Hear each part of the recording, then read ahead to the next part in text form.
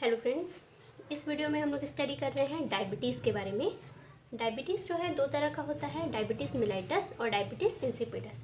Diabetes mellitus जो होता है इसको हम डिटरमाइन करते हैं बाई हाइपरग्लाइसीमिया, जबकि डायबिटीज़ इंसिपिडस में यूरिन का एक्सक्रीशन बढ़ जाता है, फ्रिक्वेंटली यूरिनेशन होने लगता है, जो कि वैसोप्रेसिन इसमें एक ड्रग है जिसको इसमें दिया जाता है।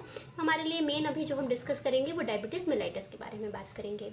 तो डायबिटीज़ मेलाइटस जो है वो एक मेटाबॉलिक डिसऑर्डर होता है जिसको कैरेक्टराइज किया जाता है by hyperglycemia, accompanied by greater or lesser impairment in the metabolism of carbohydrate.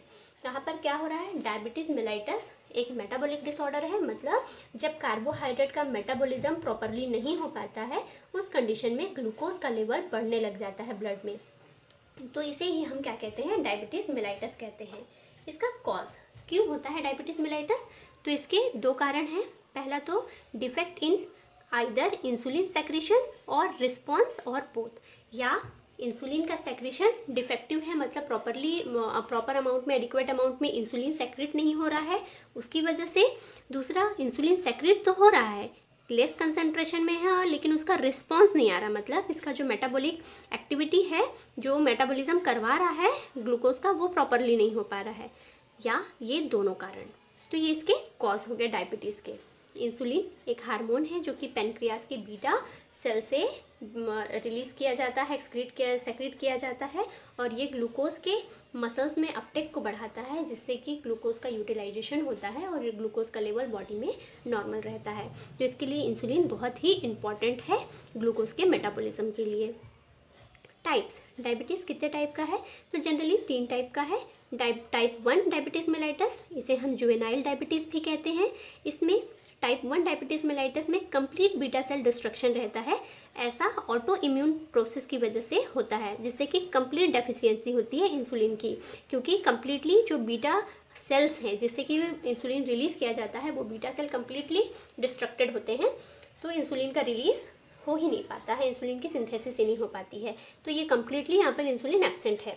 इसलिए ये जो टाइप 1 डायबिटीज़ है ये इंसुलिन डिपेंडेंट होते हैं, मतलब इसमें हम अगर ट्रीटमेंट करेंगे तो हम कोई दूसरा चीज़ नहीं दे सकते, बल्कि रिप्लेसमेंट थेरेपी यूज़ करते हैं, और इंसुलिन को ही, जो रिकॉम्बिनेंट टेक्निक से बनाया है इंसुलिन, उन सब इंसुलिन को यूज़ करते हैं for the treatment of type 1 diabetes mellitus. तो इसे हम क्या कहते हैं, इंसुलिन डिपेंडेंट डायबिटीज़ मेलाइटस भी कहते हैं। ऐसा डिजीज़ पर्सन को बहुत कम एज में भी हो जाता है, इसीलिए इसे जुवेनाइल डायबिटीज़ भी कहा जाता है। टाइप 2 डायबिटीज़ मेलाइटस, ये टाइप 2 डायबिटीज़ मेलाइटस में इंसुलिन सेक्रेशन तो हो रहा है लेकिन बहुत लेस हो रहा है। यहाँ पर बीटा सेल का डिस्ट्रक्शन हुआ है लेकिन बहुत पूरे अमाउंट में नहीं हुआ है, कुछ अमाउंट में बीटा सेल डिस्ट्रक्टेड है, इसलिए इंसुलिन का सेक्रेशन कम हो रहा है। या फिर इसका जो पेरीफेरल एक्शन है वो कम हो रहा है। पेरीफेरल एक्शन मतलब इंसुलिन स्केलेटल मसल्स में या और जो दूसरी जगह पर है जहाँ पर ग्लूकोज की यूटिलाइजेशन को बढ़ाता है, उन जगहों पर वो प्रॉपर रिस्पॉन्स नहीं दे पा रहा है, तो उसकी वजह से जो डायबिटीज़ होता है इसे हम क्या कहते हैं, टाइप 2 डायबिटीज़ मेलाइटस कहते हैं। जितने भी पर्सन हैं जिनको डायबिटीज़ होता है उनमें से 80% टू 90% केसेस जो होते हैं वो टाइप 2 डायबिटीज़ मेलाइटस के होते हैं। इसे हम नॉन इंसुलिन डिपेंडेंट भी कहते हैं, क्योंकि यहाँ पर इंसुलिन का सेक्रेशन तो हो रहा है लेकिन थोड़ा कम है, या फिर उसकी एक्टिविटी नहीं है, इसलिए ये कम्प्लीटली इंसुलिन पर डिपेंडेंट नहीं होता है। फिर थर्ड है gestational diabetes mellitus.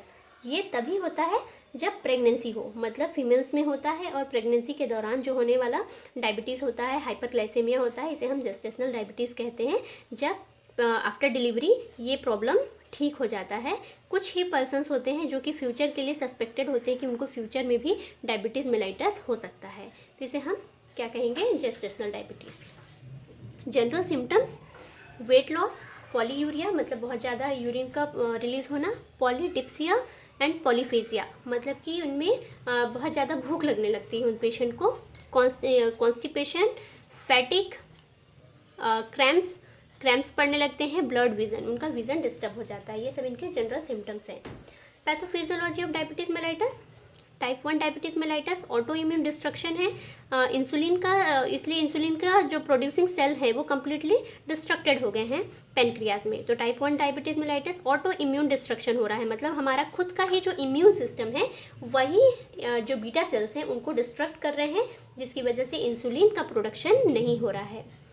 presence of immunocompetent infiltrated pancreatic islets, presence of islet cell specific और antibodies, इन्वॉल्वमेंट ऑफ मोनोकाइंस जैसे कि इंटरल्यूकिन, इनकी वजह से टाइप 1 डायबिटीज़ मेलाइटस होता है।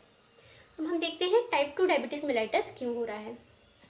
तो इम्पेयर्ड इंसुलिन एक्शन, यहाँ पर इंसुलिन एक्शन प्रॉपरली नहीं आ पा रहा है। इंसुलिन रेजिस्टेंस, इसे हम क्या कहेंगे, इंसुलिन रेजिस्टेंस कहेंगे, क्योंकि इंसुलिन तो है लेकिन वो अपना एक्शन नहीं दे पा रहा है, तो वो पर्सन इंसुलिन के लिए रजिस्टर्ड है, एक्शन नहीं दे पा रहा है। या फिर इम्पेयर्ड इंसुलिन सेक्रेशन, डिस्ट्रक्शन हो गया है पैनक्रियाटिक बीटा सेल्स का।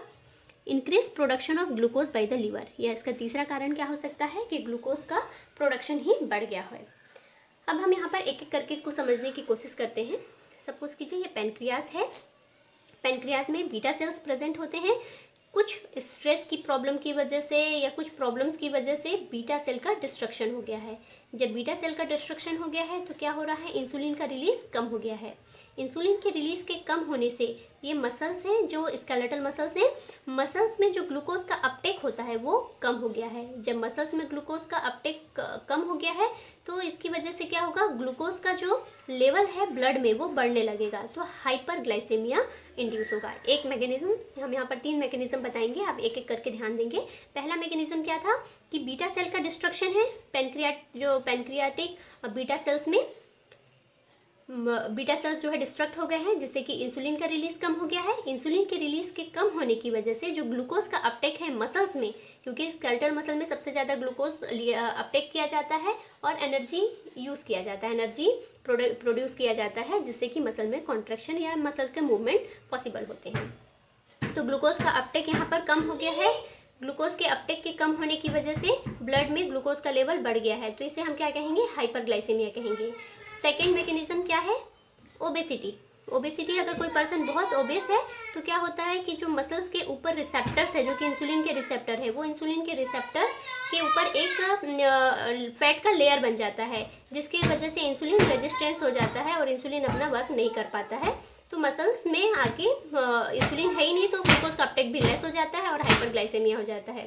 थर्ड है कि अगर पैनक्रियाटिक बीटा सेल्स से डिस्ट्रक्शन हो गया है और लीवर जो है यहाँ पर हिपैटिक ग्लूकोज का अमाउंट बढ़ गया है, क्योंकि हिपैटिक ग्लूकोज इसलिए बढ़ गया है क्योंकि मसल्स तक नहीं पहुँच रहा है, तो ब्रेन इस तरीके से डिटरमाइन करता है कि ग्लूकोज का लेवल कम है, तो जितना ज़्यादा ग्लाइकोजन स्टोर्ड है यहाँ पर लीवर में वो सारे के सारे कन्वर्ट होने लगते हैं ग्लूकोज में। इस तरीके से हिपैटिक ग्लूकोज का लेवल बढ़ने लगता है, इंड्यूस करता है हाइपरग्लाइसेमिया, जो कि टाइप 2 डायबिटीज़ मेलाइटस को इंड्यूस करता है। हेलो फ्रेंड्स, इस वीडियो में हम लोग आगे बढ़ा रहे हैं डायबिटीज़ को। डायबिटीज़ क्या होता है, उसका डेफिनेशन क्या है और उसके सिम्टम्स क्या थे, साइन एंड सिम्टम्स, और पैथोफिजियोलॉजी क्या थी, इतनी चीज़ों को हमने पहले वीडियो में स्टडी कर लिया है। आज हम देख रहे हैं इसका डायग्नोसिस, कैसे हम डायग्नोस करते हैं कि जो डायबिटीज़ है वो पर्सन जो है डायबिटिक है, कैसे इसको डायग्नोस किया जाता है। तो जनरली हम प्लाज्मा ग्लूकोज लेवल को चेक करते हैं कि उस पर ग्लूकोज का कंसनट्रेशन कितना है।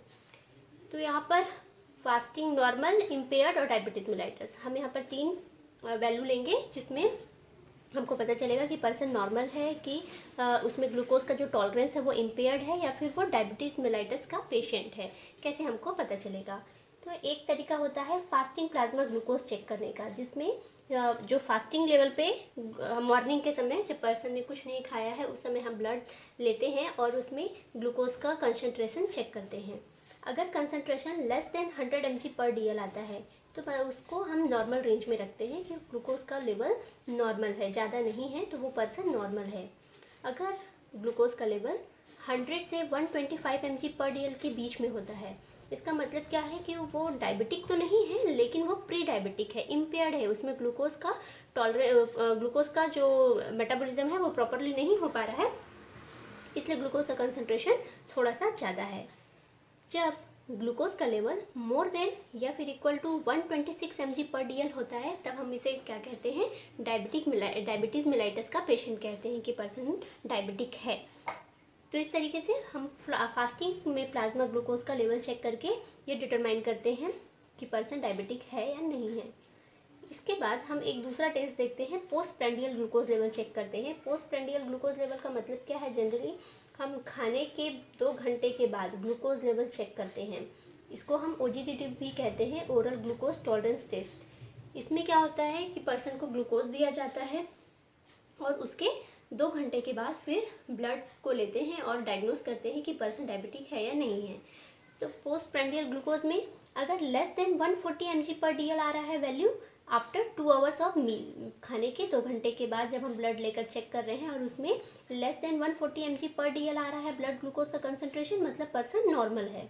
अगर 140 टू 199 mg/dl के बीच में आता है, पर्सन इम्पेयर्ड है। इम्पेयर्ड मतलब कि उसको डायबिटीज़ हो सकता है, वो पर्सन का ग्लूकोज का मेटाबॉलिज्म प्रॉपरली नहीं हो रहा है।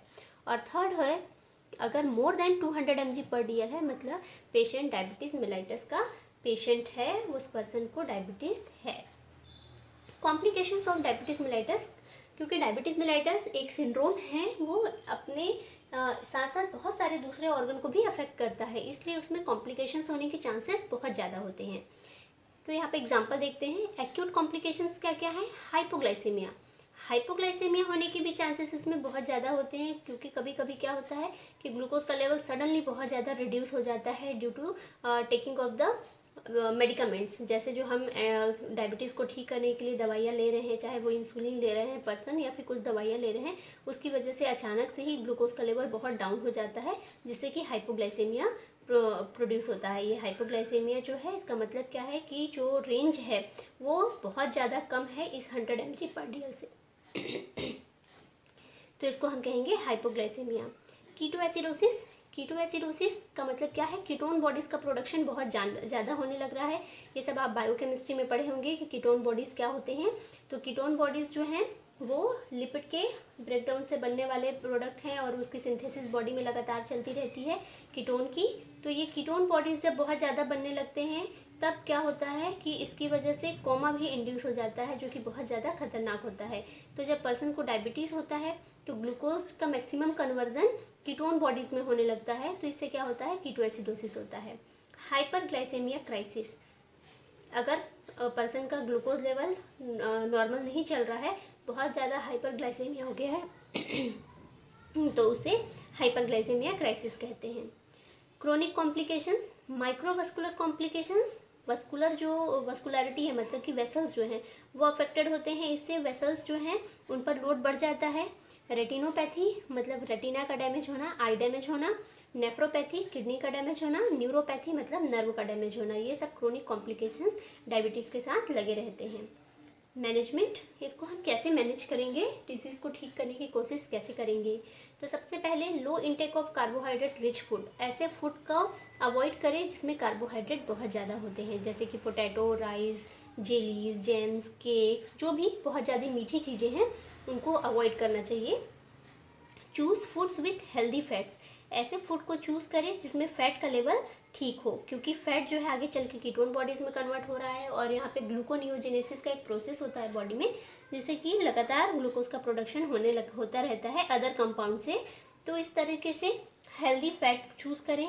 हैव 3 मील्स और 4 मील्स। जो डायबिटिक पेशेंट होते हैं उनमें ग्लूकोज का लेवल मेंटेन रहे, इसलिए बहुत ज़रूरी है कि वो अपने मील को 3 टाइम या 4 टाइम में डिवाइड कर ले। एक बार में पूरा खाना ना खाएं, बल्कि उसे डिवाइड कर करके खाएं, थोड़ा थोड़ा करके दिन में 3 बार या फिर 4 बार का शेड्यूल बना ले और थोड़ा थोड़ा करके हर 2-2 घंटे, 2.5 घंटे के इंटरवल पर वो कुछ ना कुछ खाते रहें। इससे उनका ग्लूकोज लेवल बॉडी में नॉर्मल बना रहता है। Avoid fasting. ऐसे पर्सन को फास्टिंग अवॉइड करना चाहिए, बिल्कुल फास्ट नहीं रखना चाहिए। फूड हमेशा बीच बीच में थोड़ा थोड़ा लेते रहना चाहिए, क्योंकि फास्टिंग कंडीशन में ग्लूकोज का प्रोडक्शन और ज़्यादा बढ़ जाता है, इसीलिए अवॉइड करना चाहिए फास्टिंग को। एक्सरसाइज, नियमित एक्सरसाइज करते रहना चाहिए, क्योंकि एक्सरसाइज करने से ग्लूकोज का यूटिलाइजेशन बढ़ता है स्केलेटल मसल्स में। जितनी ज़्यादा हम एक्सरसाइज करते हैं हमारे स्केलेटल मसल्स को उतनी एनर्जी की ज़रूरत होती है, और ग्लूकोज बहुत ही जल्दी एनर्जी रिलीज़ करता है, इसलिए मैक्सिमम अपटेक जो है ग्लूकोज का वो बढ़ जाता है स्केलेटल मसल्स में। इसलिए एक्सरसाइज बहुत ज़रूरी होता है, जिससे कि ग्लूकोज का लेवल नॉर्मल हो सकता है। और उसके बाद फिर oral anti diabetic agents. Oral anti diabetic agents ही एकमात्र सहारा है जिससे कि डायबिटीज़ को कंट्रोल किया जा सकता है। कुछ ड्रग्स हैं जैसे कि sulphonylureas, biguanides, alpha glucosidase inhibitors, इसी तरह से और भी ड्रग्स हैं जिसको हम ओरल हाइपोग्लाइसेमिक एजेंट्स भी कहते हैं और इनको डायबिटीज़ के ट्रीटमेंट में यूज़ करते हैं।